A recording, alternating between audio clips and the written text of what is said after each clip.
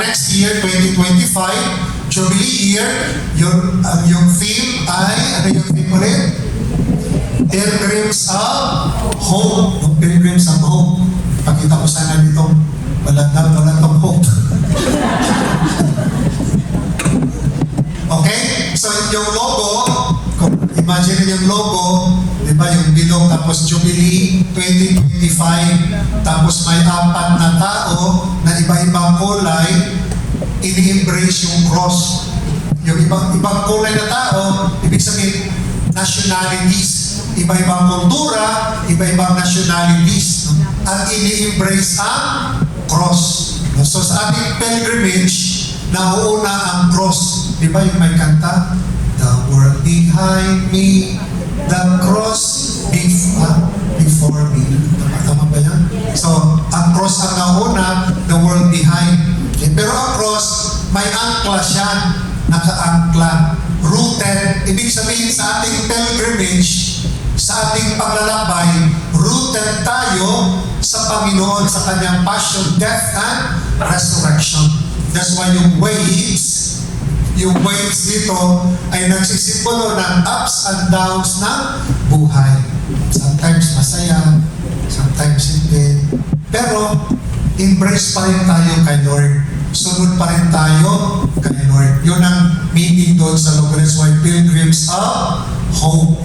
So, the theme of the Jubilee is Pilgrims of Hope, as the Pope calling on all Catholics to renew in the hope of Christ, using St. Paul the Apostle, the guide, yung kanyang St. Paul, Romans chapter 5, verse 5. Hope does not disappoint, because the love of God has been poured out into our hearts by the Holy Spirit who was given to me. Hope does not disappoint.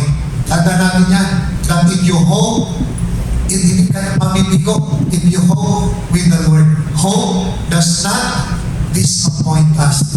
Ano yung theological virtues? Do you remember? Theological virtues? Faith, hope, and love. Diba? Hope. To hope. That's why to hope the love of God.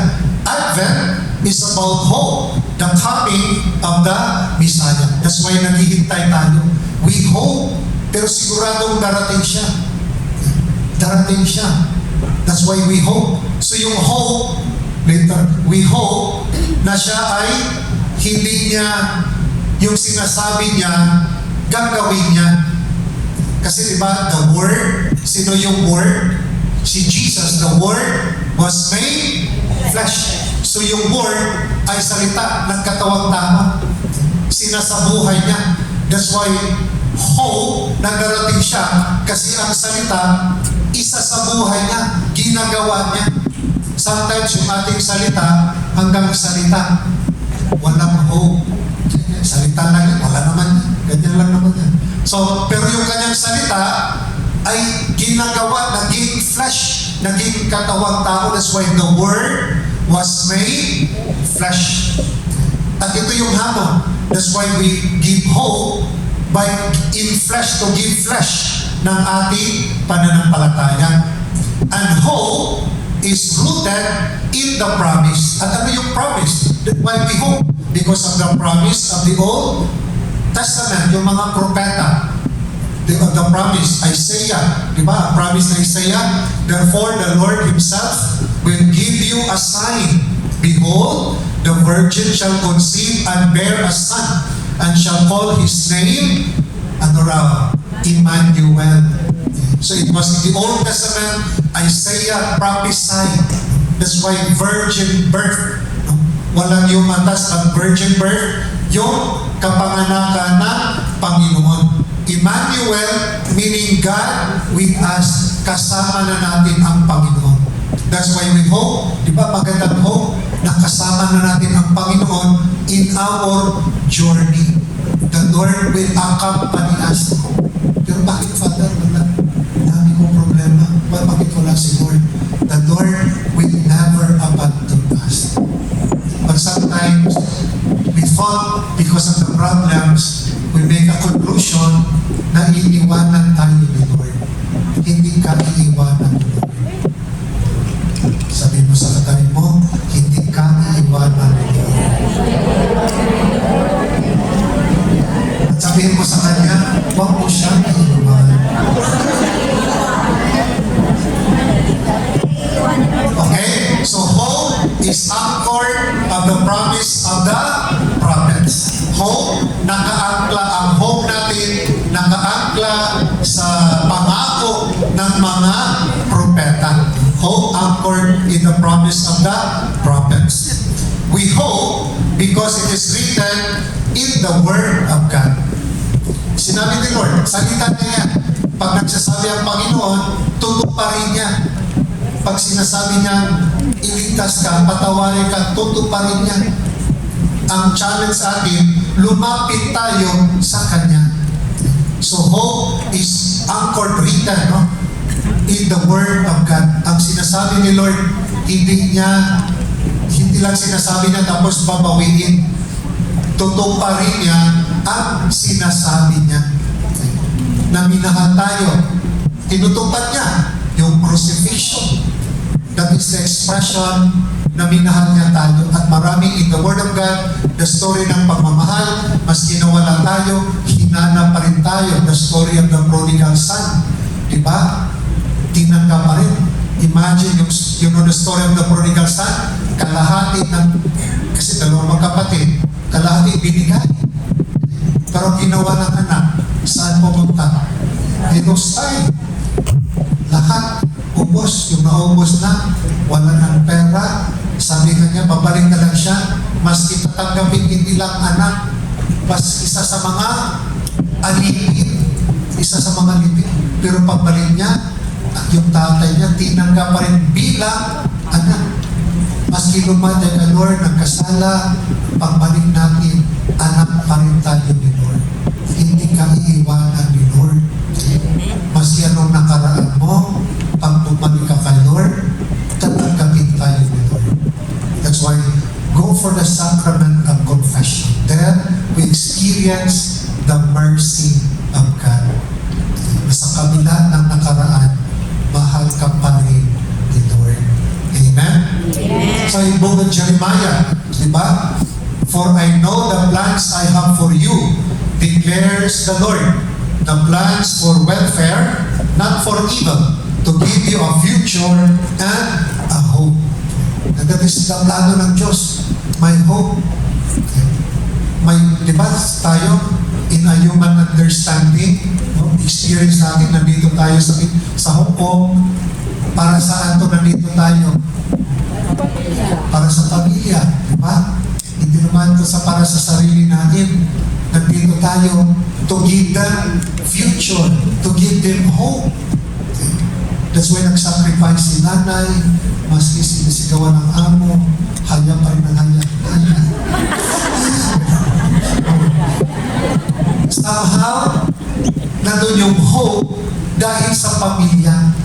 Kung tanggalin mo yung pamilya, baka lahat tayo umuwi na, no? But because of the family, parang yun ang lakas mo. Ang lakas natin. And that is why it is a challenge for us to value our family. At sana naman sila rin to value yung mga sakripisyo natin. At sometimes, ang masakit lang ang tingin sa inyo para na kayo ATM, ma, may hingi ma, assignment ma, si mama naman, kahit pagmamahal si padala, gusto lang ng padala, utang. But sometimes we need also to tell them na hindi madali anak ito. So, kung nagsakripisyo ka na, magsakripisyo kayo. Sa Christmas, ang sarap ng pagkain. O, si nanay na mabili kayo mga mo, ganun si nanay naman sabi. Pero pag Christmas, si nanay, noodles na. Pero natutuwa naman siya. Nakikita yung mga video. Ayun, ang sarap po noodles. But, yun na, let them feel. Pag hindi nila feel yung paghihirap nyo, hindi na iba-value yung pinadala nyo. Pero pag na-feel nila ang paghihirap nyo, they will value yung pinadala. At sana ganun din, ma-feel natin yung pagmamahal ni Lord. Pinadala, for God so loved the world that He gave His only Son. Pag hindi natin ma-feel, we cannot value yung pagmamahal ni Jesus sa atin. That's why prayer is important, meditation in order to feel, to experience the love of God. Hope means to believe the ways of God. Hope, ito yung, kasi yung understanding na ng hope, may umaasa ako na ganito. Di ba? Umaasa ako na dapat ganito. You hope. Pero the real hope, that to hope means to allow God intervene. Hope means to believe the ways of God.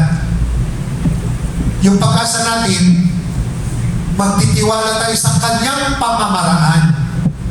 Hindi yung gusto ko. Kasi yung hope kasi natin, dapat ganito, ganyan. Pero pag hindi mo makuha ang inaasahan mo, nadi-disappoint ka. Di ba sabi ni St. Paul, hope does not disappoint. Na-disappointed tayo because gusto ko, yung gusto mo ang mangyari. But hope is to believe, to accommodate the ways of God. Sa our Father, we pray the Lord, your kingdom come, your will be done. Hindi pala sa atin. We hope, kasi yung hope natin, directed sa kanyang kaharian. Kasi pag hope mo, yung gusto mo, kaharian mo yon, sarili mo yon, gusto mo yon. But we hope yung pamamaraan ng Diyos. Dahil ang Diyos may magandang plano. Sabi nga in Jeremiah, before you were born, kilala ka na ni Lord. May plano na ang Diyos sa buhay mo. Hayaan mo to hope ang plano ng Diyos sa buhay mo para ito ang magdala sa iyo ng kasaganaan sa buhay mo. But we want our own way. Naintindihan? So hope, therefore, is to believe yung kanyang pamamaraan. Ang kanyang pamamaraan ang masunod. Akala natin, yung iniisip natin, plano natin, yun ang pinakamaganda. Pero wala yan sa plano ng Diyos. May magandang plano ang Diyos sa buhay mo. So that is what we hope. Tulad ni Maria, di ba? When the angel Gabriel appeared to Mary, I'm sure at the time, Mary, sabi nga, mga biblical scholar, Mary was 14 years